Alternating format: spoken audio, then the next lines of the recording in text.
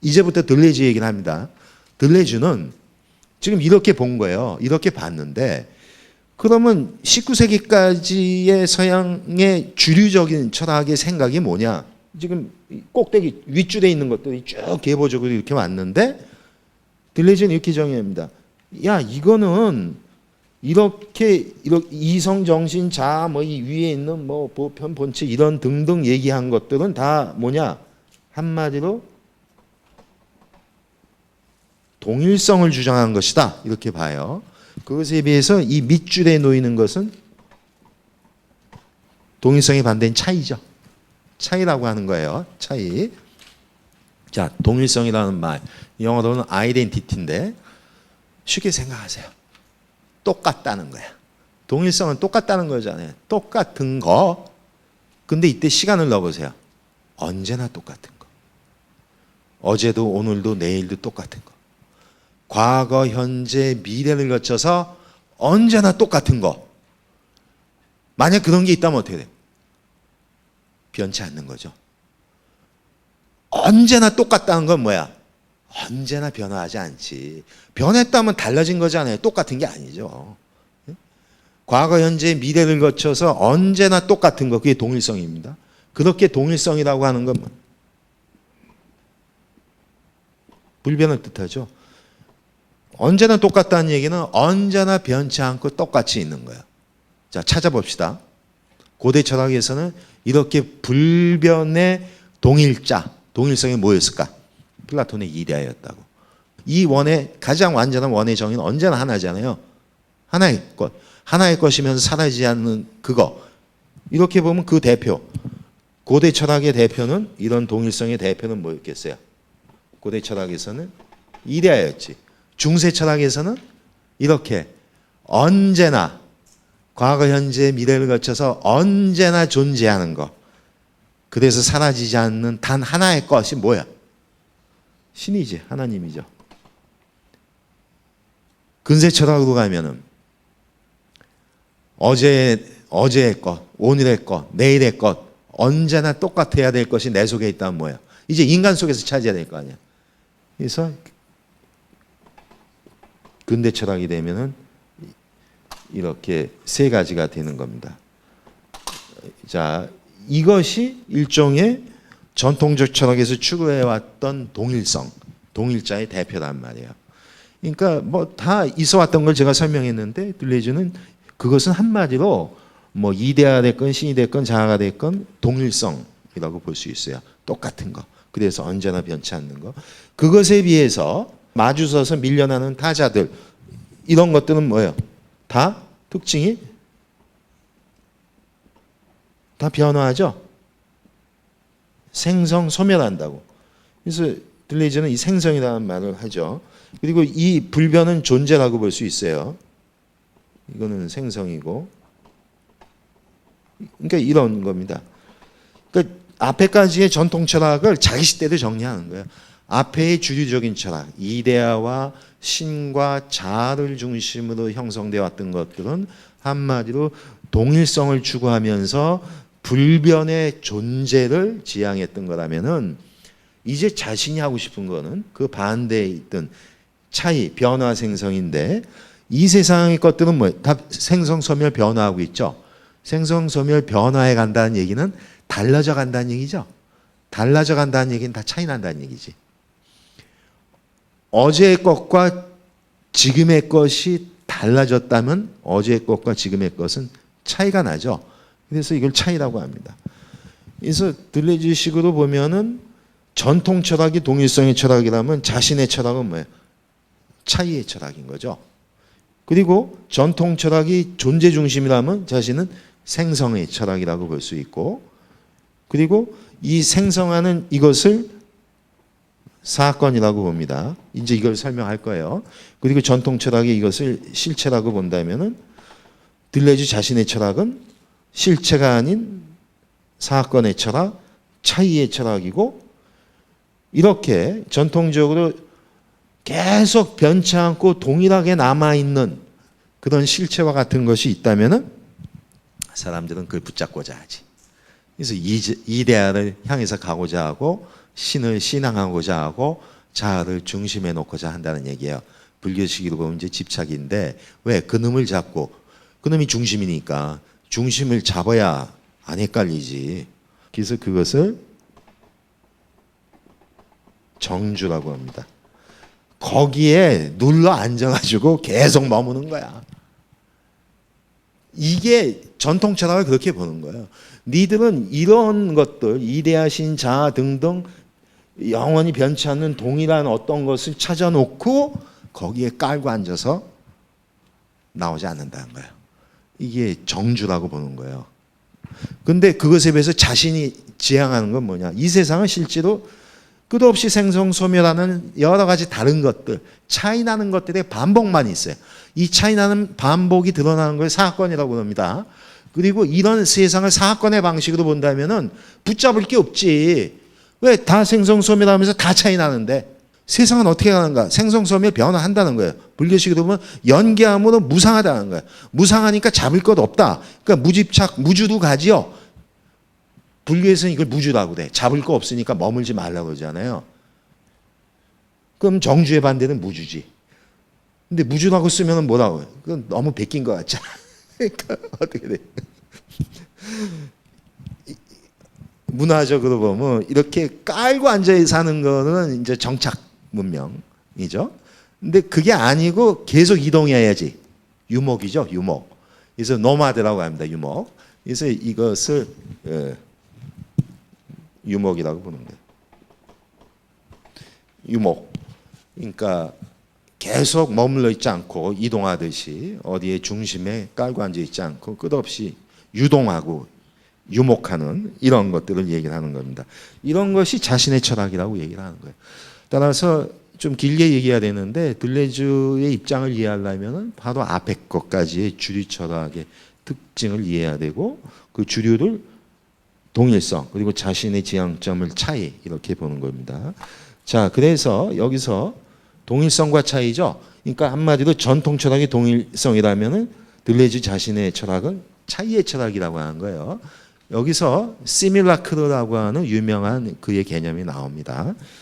이 프랑스 말이죠. 시뮬라크르.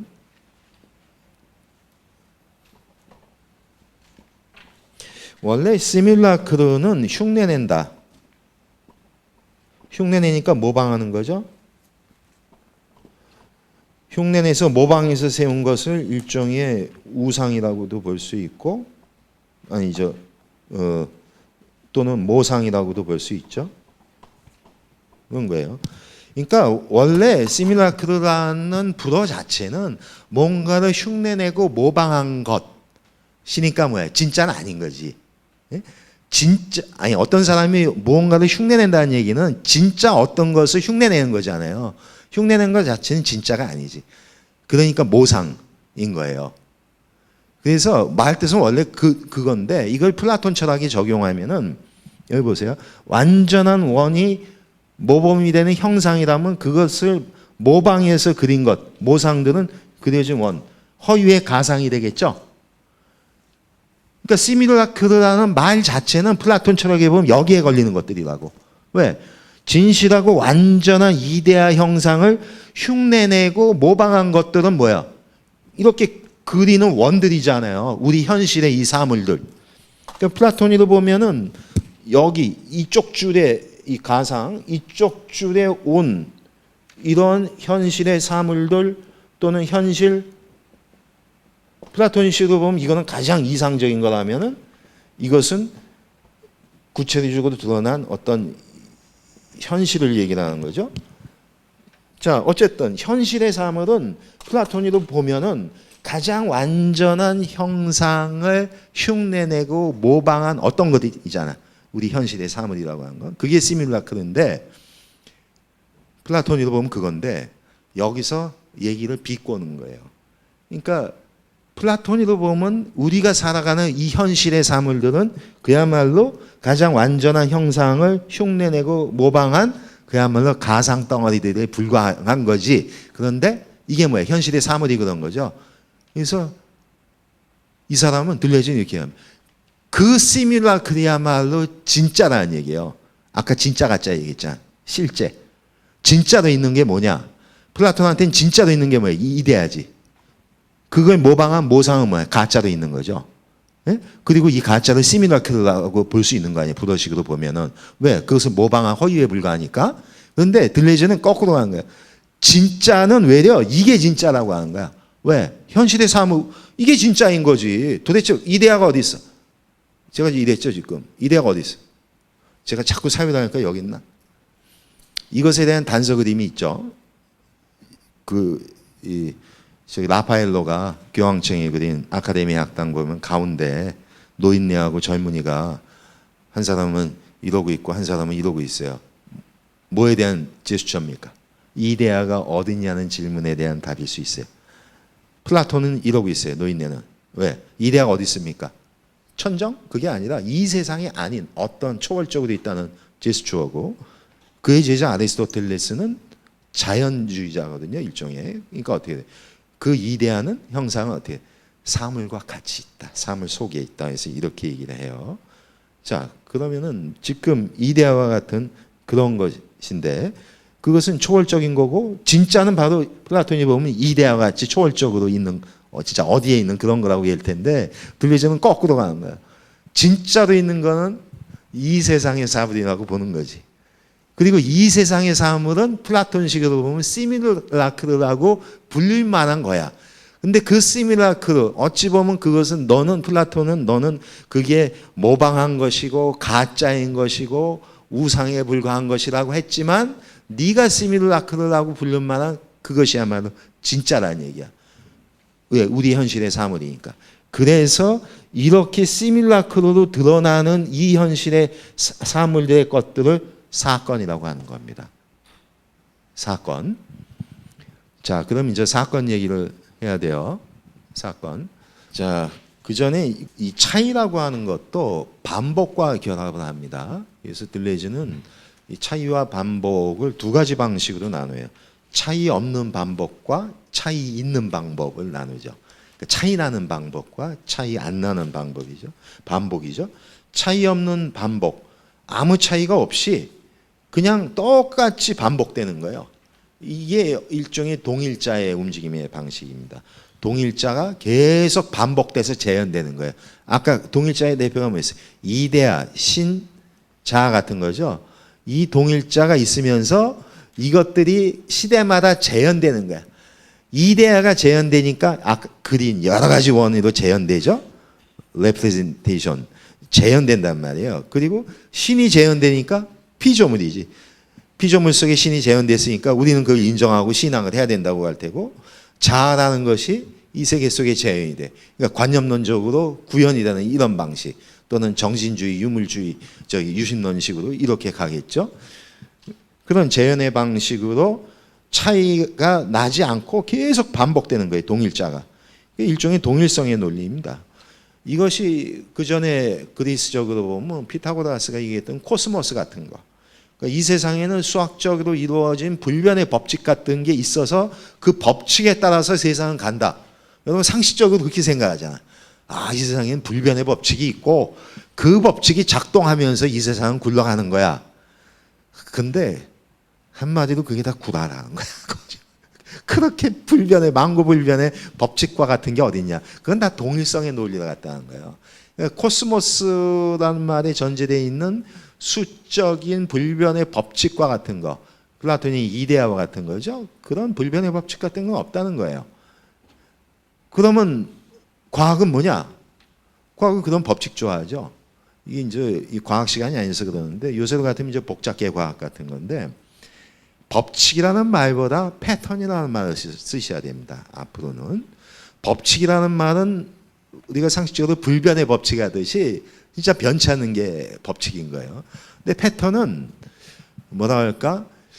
어떤 주어진 기간 내에서의 어떤 일관성 정도입니다. 그러니까 달라질 수도 있지. 예? 그러니까 그런 거예요. 그런 패턴 같은 건데 지금 그 비슷한 얘기를 하는 겁니다. 그래서 차이 없는 반복은 그냥 동일한 것이 계속 재현되는 방식이에요. 그게 이제 코스모스 같은 게 그랬고, 그래서 언제나 동일한 방식으로 재현되니까 언제나 똑같이 될 거 아니에요? 그러니까 이때 인간이 좋은 점은 그것을 장악하기 쉽다고. 그러니까 그 법칙만 알면은 그 법칙이 작동되는 세계를 지배하기가 용이하죠. 상당히 이제 심플하게 세상을 보고자 하는 거고, 과학의 역할은 심플한 법칙을 만드는 식으로 가겠죠. 하지만 이런 과학, 또는 더 나가면 도덕, 그건 뭐예요? 불변의 법칙을 놓고 그 법칙이 각 영역 속에서 재현되는 걸 주장하잖아요. 일종의 동일자의 반복이다, 이렇게 보는 겁니다. 그러니까 불변을 지향하는 계통이죠. 이게 전통적 방식이라면 자신은 차이화하는 반복, 차이나는 반복, 차이가 있는 그런 반복이에요. 그러니까 차이 나면서 계속 반복되는 거죠. 차이 난다는 얘기는 달라져 간다는 얘기죠. 다르니까 차이 나는 거니까. 달라져 가면서 계속 변화해 가면서 반복된다는 거예요. 그러니까 그래서 엄밀한 불변의 법칙보다는 어떤 패턴을 강조하는 거고, 그래서 코스모스보다는 카오스와 코스모스를 합친 거. 여기 보시면은 고대 그리스에서 보면 카오스와 코스모스는 무한정과 한정, 무와 유라는 식으로 상반되는 거였잖아요. 근데 요새는 어떻게 봐야 돼요? 합쳐봐야 된다는 얘기입니다. 요새는 어떻게 합치니까 카오스하고 코스모스를 합쳐서, 그래서 혼돈과 질서를 합치니까, 그래서 이제 복잡계라고 하는 게 나오는데, 혼돈으로부터 어떤 질서를 찾아내는 뭐 이런 방식인데요. 어쨌든 그때의 질서는 엄밀한 법칙이라기보다는 패턴에 가까운 그런 것들입니다. 그래서 이렇게 차이나는 반복이 세상이 움직여가는 그런 것이다, 이렇게 보고요. 이런 차이나는 반복, 이런 것은 결국 변화를 긍정하는 논리인데, 이 불교의 연기법이라고 하는 것이 여기에 맞다고 볼 수 있습니다. 그러니까 연기, 모든 것들은 서로 의존해서 일어난다라고 하는 연기는 이 다르마죠. 이 다르마를 법이라고 그래가지고 연기법이라고 하는데, 이 다르마도 지금 이런 식으로 나가면은 로우, 법칙이라기보다는 패턴에 가까운 거라고 이해도 좋습니다. 우리 연기라고 하는 거를 법칙이라기보다는 이제 패턴적인 그런 건데, 이런 것들이 그 차이나는 반복과 유사할 수 있습니다. 그래서 아까 이렇게 차이나는 반복이 드러나는 것은 이제 사건이라고 해서 시밀라크로 해서 나왔던 거죠. 근데 이 사건이라고 하는 것과 비교할 만한 것이 사실입니다. 사실과 사건은 다르다는 얘기야. 한마디로 사실은 그냥 일어난 일이에요. 일어난 일. 그런데 사건은 그 일어난 일로서의 사실에다가 의미가 부여된 겁니다. 그러니까 사건은 사실 플러스 의미다, 이렇게 볼 수 있어요. 그러니까 단지 일어난 일.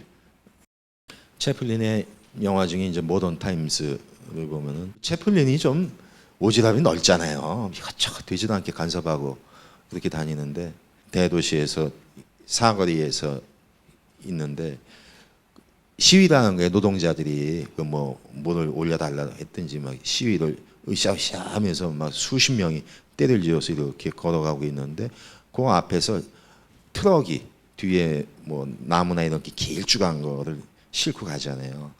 그러면은 뒤에 부딪히지 말라고 뒤에다가 깃발 붙이죠. 지금도 그 깃발, 뭐 빨간색 깃발 같은 거를 그 나무 뒤에다가 싣고 가는데, 덜컹해가지고 깃발이 떨어지는 거예요. 붉은색 깃발이. 상황은 그렇습니다. 사실 팩트를 얘기하면은, 이 또 오지랖 넓은 채플린이 그걸 그냥 있겠어요? 그러니까 깃발을 주워가지고 트럭에 주려고 멈추라고 이 깃발을 막 흔든다고, 이 깃발 가져가라고. 근데 묘하게도 회전을 이쪽에서 시위대가 꺾어지더니 채플린 뒤에서 으쌰으쌰 하면서 가는 거야. 근데 경찰이 진압하기 위해서 딱 보니까 뭐야? 채플린이 주동자지, 저놈이. 이 사실에 의미가 부여되는 거예요. 의미는 어디서 부여돼요? 관계의 맥락에 따라 부여됩니다. 예? 그러니까 이 시위대가 가고 있고 앞에서 채플린이 흔드는, 이건 사실이에요. 사실 팩트인데, 이것이 어떤 관계의 맥락에 놓이냐에 따라서 그 관계의 맥락이 트럭과의 관계로만 보면 어떻게 돼요? 이때의 의미는 뭐가 됩니까? 그때의 붉은 깃발은 주의의 뜻이야. 코션, 부딪히지 마세요. 주의하세요. 또는 채플린을 보면 우리가 이 사람 참 선량합니다 라는 그런 맥락이 돼. 그러니까 그 어떤 트럭과의 관계 맥락에서 보면은 그 의미는 주의를 준다든가 뭐 선량함이라든가 이런 것들이 돼요. 이게 사건이 되는 거고, 그리고 그 의미의 맥락이 그 시위대 쪽에 관계를 맺다 보면 어떻게 돼요? 이건 선동, 공산주의, 뭐 과격함 이런 등등의 의미가 붙겠죠. 따라서 사건은 사실의 의미가 붙은 것을 사건이라고 하는 거예요. 사실만 사건이 되는 게 아니라 의미들이 붙어 나가는 거예요. 한마디로 보면 관계가 사건을 만든다고 볼 수 있죠. 제가 계속 얘기하자, 그 다음 시간에 정리할 텐데 20세기처럼 관계론이라는 얘기예요. 관계론.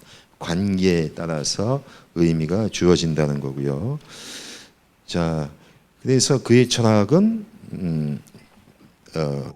차이의 철학이었고, 두 번째가 사건의 철학이고, 세 번째가 바로 유목의 철학이다.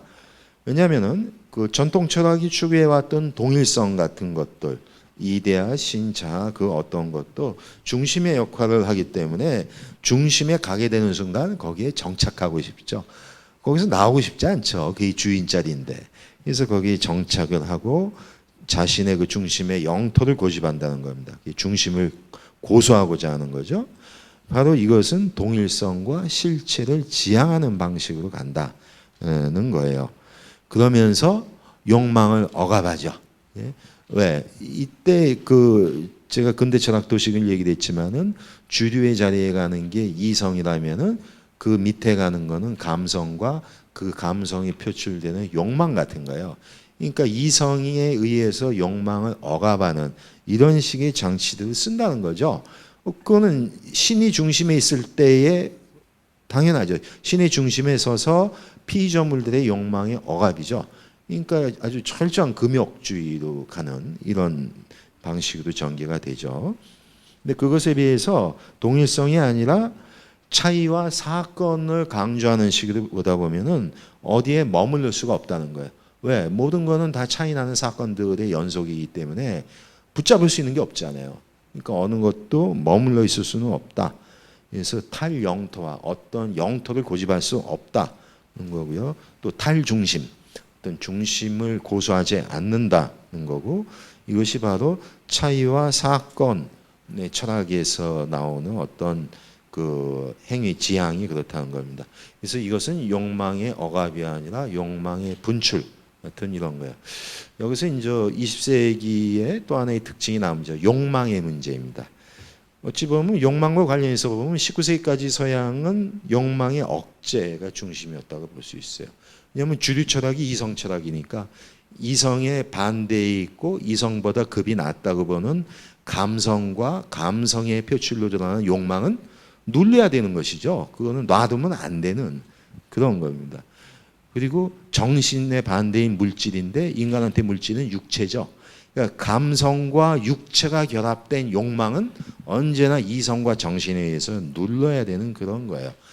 근데 이런 것이 19세기까지였는데 들리지 말고 심리학에서 보면 프로이트가 나오죠. 무의식이 나오는 거예요. 근데 이런 거 정신과 이성에 의해서 육체와 감성의 욕망을 억제하는 것들이 바로 의식 중심의 사고였다는 얘기라고. 근데 사람은 그렇지 않더라는 거예요. 오히려 그거를 지배하는 거는 더 큰 영역 또는 더 근본적인 무의식.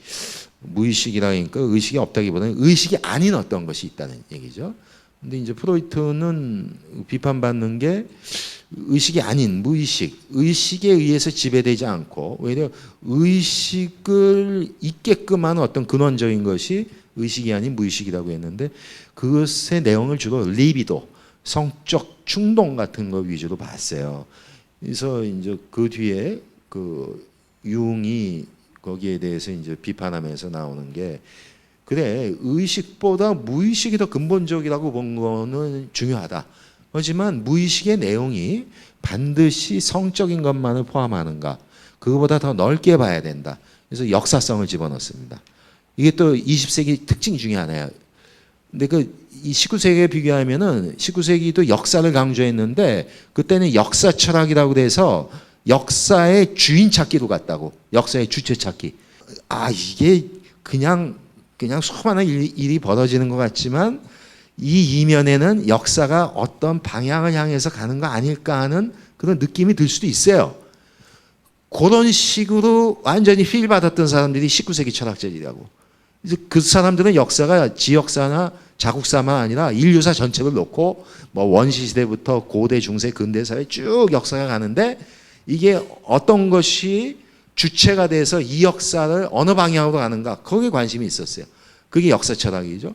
그래서 그 주체와 주인의 자리를 정신으로 보면 해겔 변증법이 되는 거고 물질로 보면 막스식의 변증법이 되는 건데 이런 거대 역사 철학이었다고. 역사가 그 주체가 어디를 끌고 가느냐 하는 그 방향성이었는데 20세기의 현대 철학에 오면 역사 철학이라기보다는 역사성을 강조합니다. 어떤 것에 잠복되어 있는 누적의 것들. 왜 그랬겠어요? 그거를 주장하는 사람이 인정하든 안 하든 진화론과 관련된다고 봐야 됩니다. 진화론이라고 하는 것은 아주 혁명적 발상인데 생명을 역사적으로 이해하는 거예요. 이 생명을 이 현재의 것이 현재의 것만이 아니라 누적된 역사의 흐름 속에서 변천되어 온다. 베르그송식으로 얘기하면 창조적 진화죠. 지속된다는 거야. 끝없이 변화하면서도 나름의 종적 고유성은 유지되면서 가는 거. 그런 것을 지속이라고 했잖아요. 뭐 그런 역사성을 강조하죠. 우리가 그 후설에게 있어서 그 진료의 역사성 하듯이 그런 내면에 누적된 히스토리를 강조하는 그런 이 경향들이 있죠. 이 무의식을 얘기할 때 이렇게 개인의 성적 리비도만 무의식으로 보면 안 된다. 왜? 개인은 거대한 인류의 하나이죠. 그러니까 인간 전체에 누적된 역사성이 있다는 거예요. 그래서 집단 무의식을 얘기합니다. 개인의 성적 위주의 무의식이 아니라 집단 무의식. 그래서 집단의 원형. 인간의 어떻게 보면 수많은 역사 속에서 켜켜이 쌓여온 어떤 역사의 유산으로서의 원형 같은 거, 뭐 그걸 강조하는 식인데 어쨌든 그런 것도 그 무의식이라고 봐서 의식보다는 이제 무의식. 근데 이렇게 무의식들을 강조하다 보면 욕망이 부활되는 경향이 있어요. 19세기까지는 욕망의 억압이었는데 이제는 욕망의 분출, 적어도 욕망을 누르면 안 된다는 경향인데 지금 들레즈도 그런 경향이라고 볼 수 있습니다. 그래서 인간은 이제 욕망하는 기계라고 보는데 이걸 또 재밌는 표현으로 기관 없는 신체라고도 표현합니다. 어떤 통일된 그 어떤 것에 부속돼서 봉사되어가는 그런 방식을 거부하겠다는 뜻이라고 볼 수 있습니다. 그렇기 때문에 통일된 어떤 그 이성적 정신에 의해서 억압되는 욕망 그런 것이 아니라 그렇게 된 것이 이제 신체 속에 기관화되는 거죠. 근데 그런 기관화되지 않은 신체, 그러니까 거기에 봉사하고 끌려가는 것이 아니라 자신의 욕망을 분출하는 그런 걸 얘기합니다. 기관 없는 신체는. 그래서 이거를 욕망하는 기계라고도 해요. 그럼 이때의 기계는 뭐냐? 기계론적 생각을 공격하는 거거든요. 그래서 어떤 것을 기계에 부품화시키는 것을 공격하는 거기 때문에 들레즈가 인간을 기관 없는 신체로서 욕망하는 기계라고 할 때에는 기계가 가진 상징성, 어떤 힘을 상징하는 겁니다. 힘. 그래서 어떤 욕망의 힘 이런 것을 상징하는 거다 이렇게 볼 수 있습니다. 자, 이런 식으로 그 욕망의 억압이 아닌 분출의 방식으로 가게 됩니다. 자, 그래서 뭐 중간중간에 들레즈 얘기하면서 이제 불교 얘기도 좀 했었는데 한번 정리해서 비교를 하면 이렇습니다. 들레즈가 전통 철학을 동일성의 철학이라고 하고 자신을 차이의 철학이라고 하는데 이 차이, 즉 차이나는 반복이죠. 차이나는 반복, 계속 달라져 가면서 반복되면서 변화해가는 이런 생성, 변화의 것인데 그리고 그렇게 갔었을 때의 그 질서라고 하는 게 있다면 그건 패턴이다. 고정불변의 어떤 법칙 같은 것이 아니라 느슨한 패턴 같은 건데, 이런 그 차이나는 반복은 수많은 차이나는 조건들의 중첩이라고 볼 수 있어요. 그게 뭐예요? 불교의 연기죠. 특히 이런 건 화엄하고 잘 맞습니다. 중중무진 연기라고 그러죠. 연은 이제 인과 연인데, 인이 이제 직접 조건이라면 연은 간접 조건일 수 있는데, 이런 인과 연의 어떤 작동을 연기라고 본다면 특히 연이라고 하는 수많은 나머지의 간접적 조건들이 계속 의존한다는 거죠. 그러니까 이것은 서로 의존해서 중첩이 되는 겁니다. 중첩되고 반복되는 거죠. 차이나는 수많은 조건들이 중첩 반복되는 거, 이것이 연기 또는 중중무진 연기, 차이나는 반복, 이렇게 볼 수 있는 거고요. 예를 들어서 여러분 스님들 절에 있으면 뭐 큰 나무가 있죠. 그러면 요새 보면은 아주 치성하게 그 잎이 우거지고 그럴 거예요. 그러면은 작년 6월 말에도 그렇게 있었겠지. 그죠? 재작년 6월 말에도 그랬고 10년 전에도 그랬을 테고.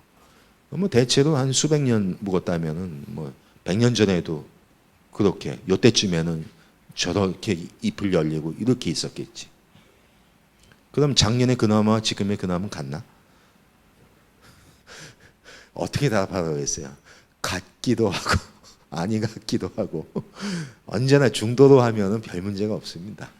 같은 것도 아니고 다른 것도 아니라는 건데, 들레즈는 뭐라고 했을까요? 차이나는 반복이죠. 예? 작년의 그 나무와 현재의 그 나무는 일단 보면은 같은 것 같지. 그렇잖아요.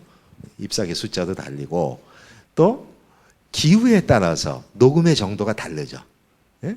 같은 작년과 같은 날짜여도 그 일조량과 또 그 바람 불기에 따라서 녹음의 정도가 조금 다르고 이파리의 개수도 다르고 뭐 조금 뭐 그 나무가 성장할 수도 있고, 어쨌든 그렇죠. 똑같지 않죠. 다 차이가 나요.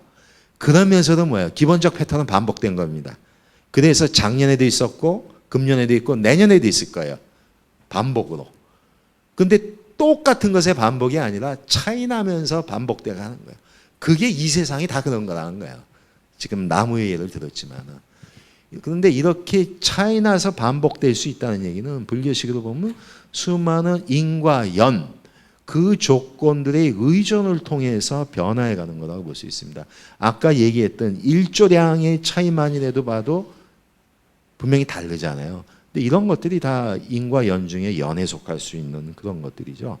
그래서 이런 수많은 조건들에 의한 변화, 이런 것이 인과 연의 반복, 차이나는 반복, 이렇게 볼 수 있죠. 이러다 보니까 들레즈가 동일성을 비판하잖아요. 세상이 그렇게 똑같은 게 변치한 게 어딨냐, 다 차이나는 것이 진짜다 하는 건데, 불교식으로는 뭐예요? 이런 동일성에 해당하는 것이 대승불교로 보면 자성이라고 볼 수 있어요. 자성이라는 말을 주의하셔야 됩니다. 자성이라는 말에는 불교에서 두 가지의 큰 뜻이 있어요. 중관불교, 중관학에서 보면 이때의 자성은 실체성을 뜻합니다. 이럴 때에는 이 자성은 비판해야 되죠. 즉 무자성, 공이라고 하는 겁니다. 공은 자성이 없다, 자성이 비어있음을 얘기합니다. 왜? 연기하니까. 연기하니까. 지금 모든 것은 수많은 조건에 의해서 계속 변화해 가니까 실체적으로 고정불변하게 있는 것, 그런 자성은 없죠. 그래서 자성이 비어있다. 그래서 공이라고 그래요. 그래서 대승에서 중간불교에서 얘기할 때 자성은 비판해야 하고 부정해야 될 자성이라고. 하지만 중국으로 넘어가서 선불교가 되면 이때의 자성은 비판하고 부숴야 될 것이 아니라 어떻게 돼? 찾고 회복하고 봐야 될 겁니다. 그걸 뭐라고 해요? 견성이라고 그러지. 견성은 견자성의 준말이라고 볼 수 있습니다. 자성을 보는 거예요. 자성을 보고 찾는 거죠. 그럴 때의 자성은 뭐예요? 내면의 불성이지.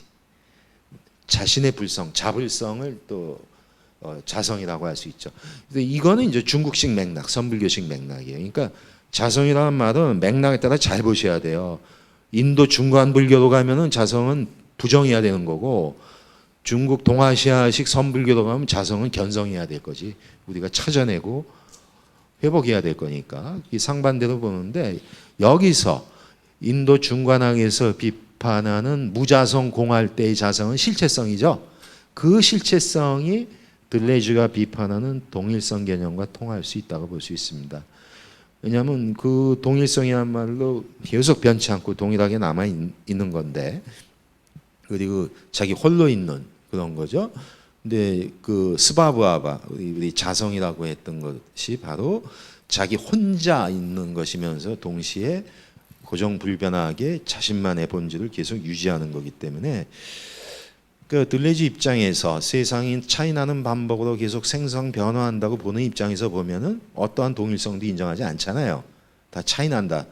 똑같이 보면 세상은 연기한다고 보죠. 불교에서 연기함으로 세상은 무상하게 계속 변해 간다고 보니까 자성과 같은 실체성은 비어 있다.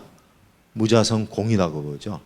그러니까 이런 무자성 공의 입장은 들레즈가 동일성을 비판하는 관점과 상당히 통할 수 있다는 것이고요. 그리고 또 하나, 그가 그 사건 얘기를 하지 않습니까? 그 어떤 실체가 아니라 사건으로 봐야 된다. 왜? 세상은 다 차이나는 반복이니까. 그래서 이때의 사건은 이 수많은 관계들에 의해서 이제 형성된다고 그랬죠. 의미가 들어가야 되니까. 그래서 이 사건, 들레즈가 얘기하는 사건에 가장 잘 들어맞는 게 뭘까? 불교에서는 사입니다. 화엄에서 사사무예 법계 그러죠. 이법계, 사법계, 이사무예 법계, 사사무예 법계. 사법계 중에 사사무예 법계가 최종적 단계잖아요. 그때 그 사사가 사건이라고 볼 수 있습니다. 그래서 그 불교 맥락에서 이제 이와 대비되는 그 사가 나온 거고, 이제 성리학식으로 보면 이에 대비로서 기가 나올 텐데, 우리가 외려 성리학보다도 먼저 이를 주장했기 때문에 이에 대비해서 우리는 사라고 그러죠. 그러니까 중국 황엄식으로 얘기하면 우리의 현실이 있잖아요. 이거는 사입니다. 다 사건이에요. 그러니까 뭐라고 할까? 저는 그래서 이렇게 표현합니다.